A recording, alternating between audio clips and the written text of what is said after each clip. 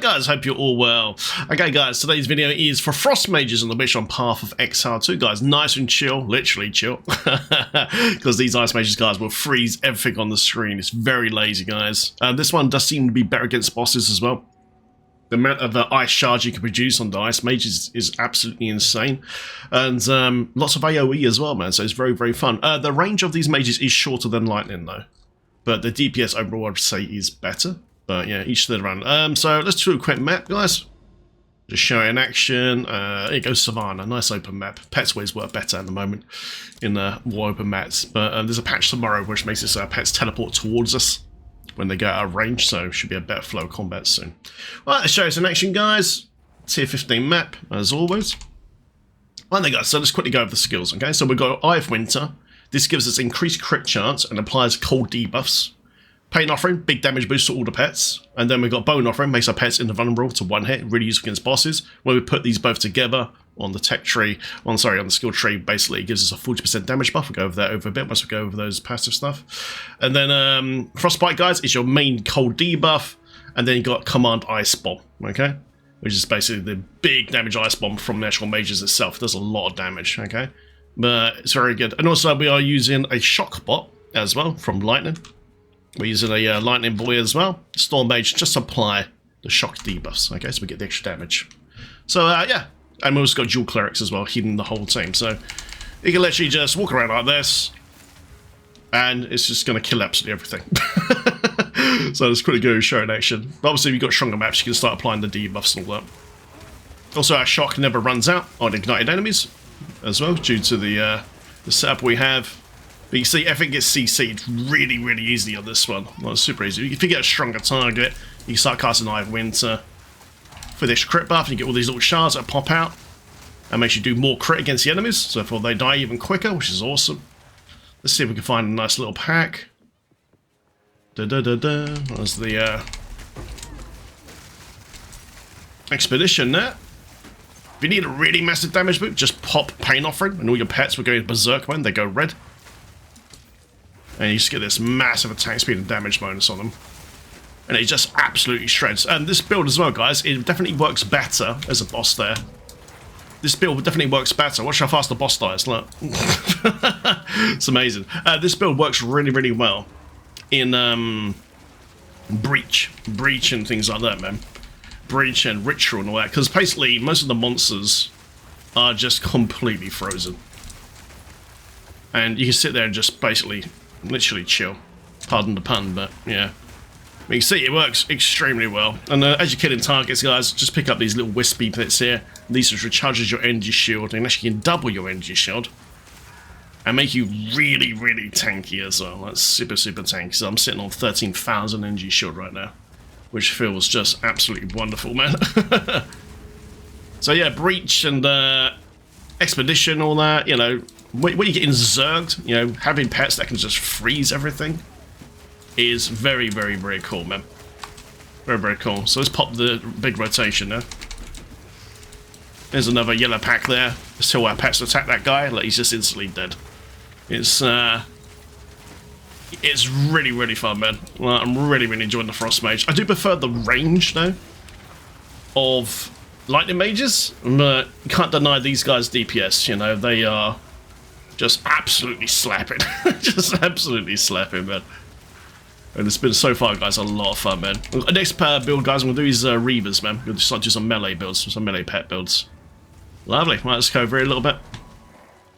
But yeah, like if you get a key, guys, that doesn't have, like, loads of monster resistance or, like, monster HP, you can literally not do any of the rotation on the standard T15. You can literally just walk around.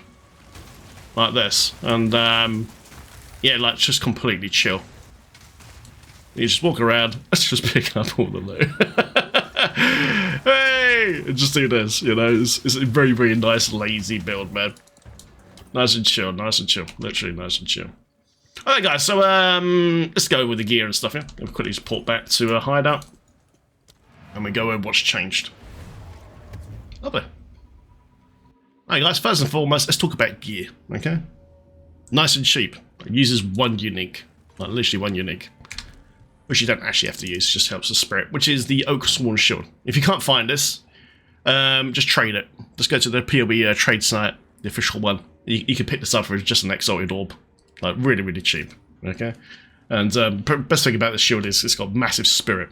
Okay, it's got spirit rune rolls rate and chaos resistance, which is really, really nice. Okay, so yeah, and this way you can have more pets out. Brilliant. So yeah, guys, so main hand with spirit. You want percent spirit. You want allies in your presence deal X damage. Then on this particular build, you want crit chance, then spell attack speed for your pets, and then minion skills. I don't have quite the roll. If once you get pets allies attack speed, guys, the pets will just go absolutely nuts, like absolutely nuts, man. So I'm still looking for that upgrade, but I'm still using this for now because it's just a good solid scepter. So yeah, once again, man, really try to get that increased spirit, okay? Because the more spirit you have, the more pets you can have out, which is just fantastic. So for rest of your gear, guys, yeah, just resistances and double rolls on energy shield, hopefully some rarity as well. All the rolls in the description of this video and the stat guide as always. And same for your chest plate as well. You want spirit here, dual energy shield resistances, etc, etc. I've got energy recharge shield regen on my current chest plate. Here I really want mana regen instead, so I'm still looking for that upgrade. Helmet, guys, can have minion skills as well. Every +1 of minion point for your skills for your pets increases your damage massively. It's just like Diablo 2, okay? So try to get as much minion skills on your weapon, your helmet, and your amulet as much as possible, because it just gives you so much DPS, okay? So yeah, I've got spirit here again, because yeah, we want more pets, plus the minion skills, just +1. I believe it can go up to +3.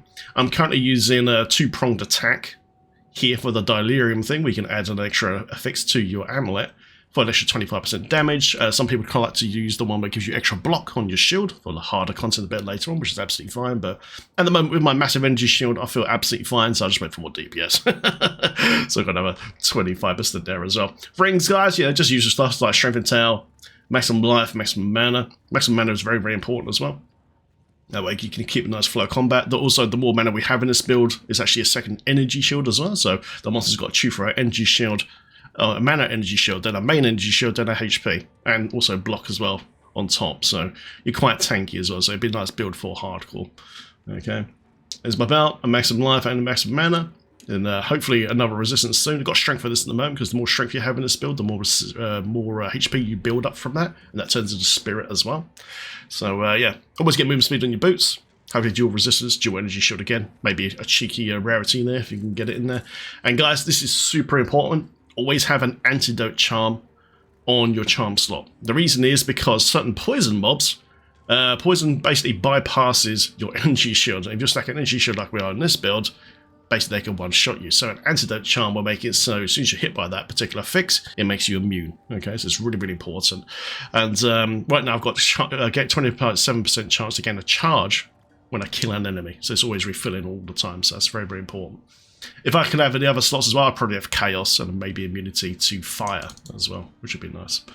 Brilliant. So that's the gear, guys, what I'm using. It's in the description of this video, as always. Lovely, lovely. Let's go over to the skills next. Okay, so this is what I'm using. Now, I am using a Rattler Scepter, okay? I like to use the Rattler because it gives us 2 skeletons. We can sacrifice those skeletons using Pain Offering, okay? So just target the skeletons and sacrifice them, not your mages, okay? Because obviously they're your DPS.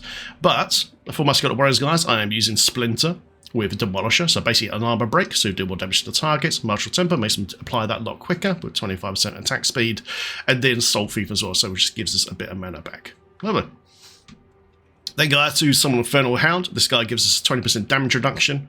Okay, he's got meat shield, so he lasts a lot longer, so we don't want him to die. He's also got high resistance, because again, I don't want him to die. Wildfire ignites afflicted by support skills spread to other enemies. So this guy basically burns all the mobs for us. And while he's doing that, he's also got Culling Strike that makes monsters die a bit quicker as well, which is really good. And then I'm using Stormfire. So shocks from supported skills do not expire ignited enemies. So as he runs into the monsters, he's making them burn. And then the shock bot, our skeletal lightning mage, will apply the shock and it will never run out. So when you're doing boss fights things, it's just always there. It's really, really nice.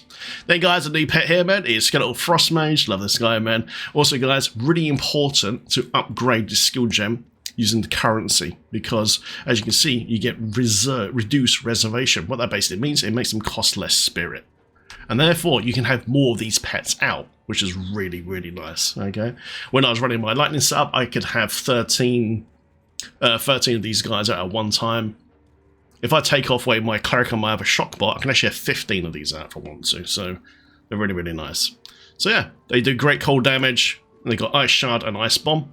Ice Bomb is the manual one you have to cast manually. It's a big AoE, does a lot of damage. Does cost quite a lot of mana though. And with the Ice Shards, guys, they basically shoot out 3 projectiles, and each one of those projectiles has a 20% chance of going to an AoE. And that's where most of the damage comes from.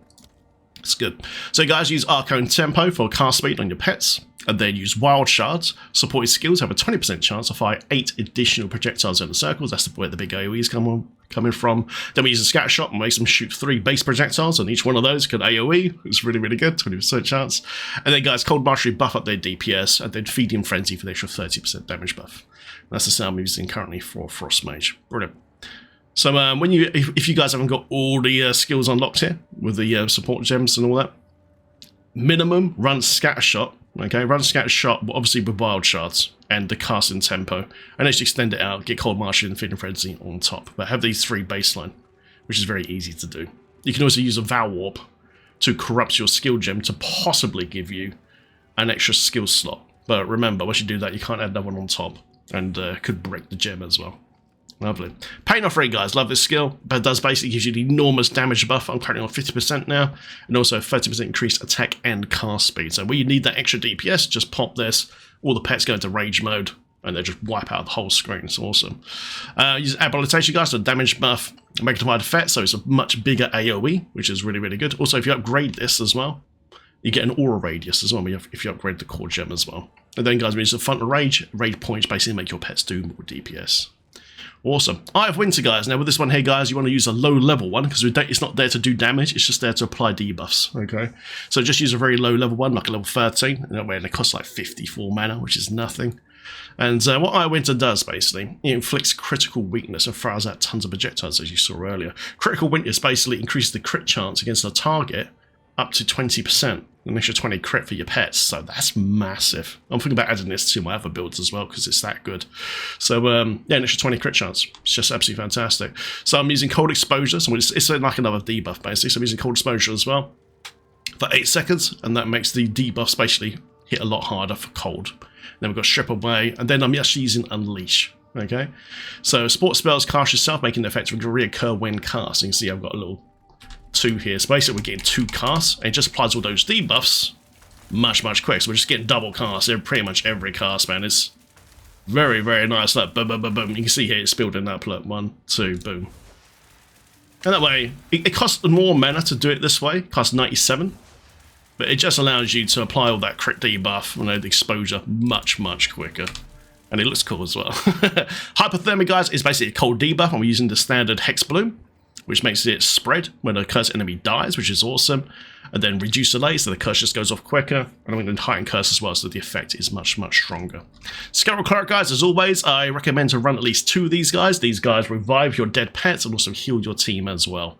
So yeah, I definitely recommend 2. 1 would be okay, but with certain fights like bosses and things, you really want to run 2, man, because it just keeps you up. Ingenuity, guys, for the extra cooldown, so they just cast their skills quicker. And then Last Scarf, if they do die, they're still active another 4 seconds.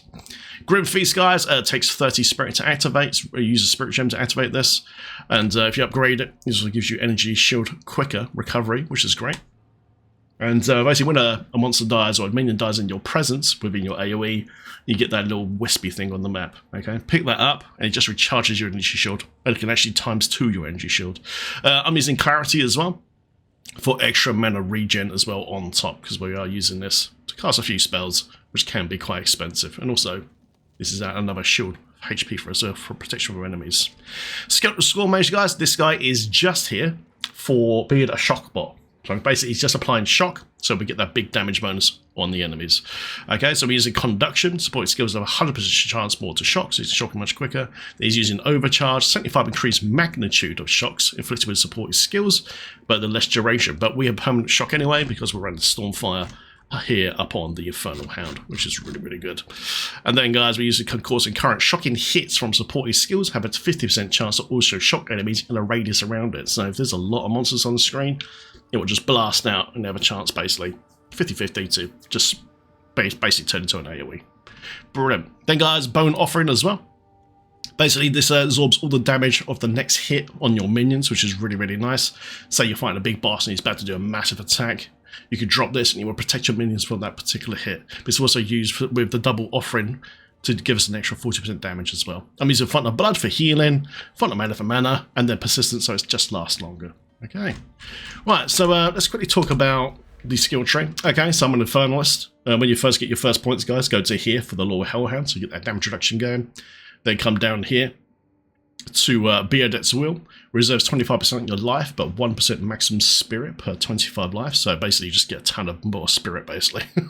and when you stack HP or strength, it turns into HP, yeah? And then you'll basically get more spirit based off that. And that way you can just summon an enormous army of the dead, which is really nice.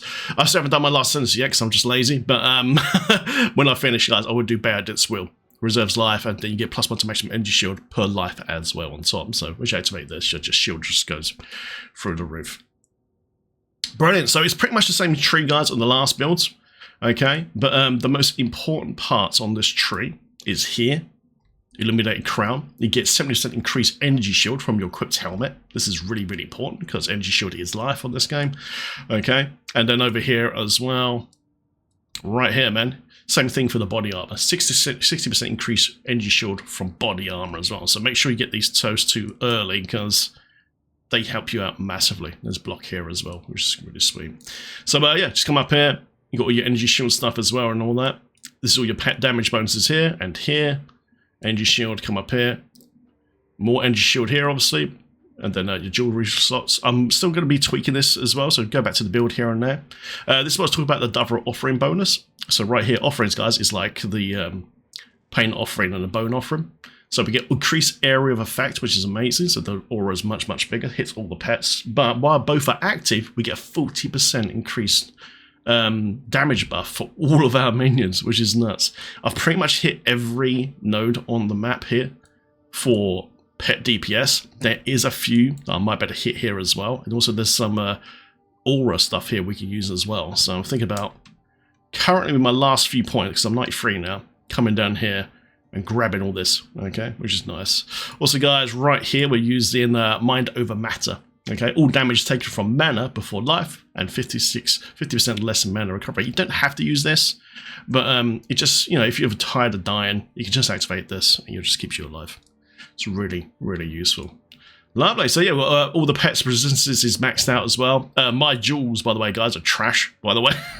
But with your jewels, try to get like minion damage, energy shield, things like that. Minion cast speed, especially please in the casters and all that. And you should be good to go. And there you go, guys. That is the build. There's one thing we need to talk about too before we go. When you go leveling up on this tree, get to Lord of Horrors as fast as possible because minions have 12% reduced reservation. Basically what that means, it means that your pets cost less spirit to summon, and that way you can have more of them out and do more damage. Okay, so always go towards this as quick as possible through the tree. Just go boom, boom, boom. Just hit that as quick as you can. And there you go, guys. Enjoy Frost Mages, man. I'll update this as we go along. Thank you guys very much for watching the video, guys, and I'll see you in the next one. Subscribe for more. Thanks for watching. Right, let's get a cup of tea.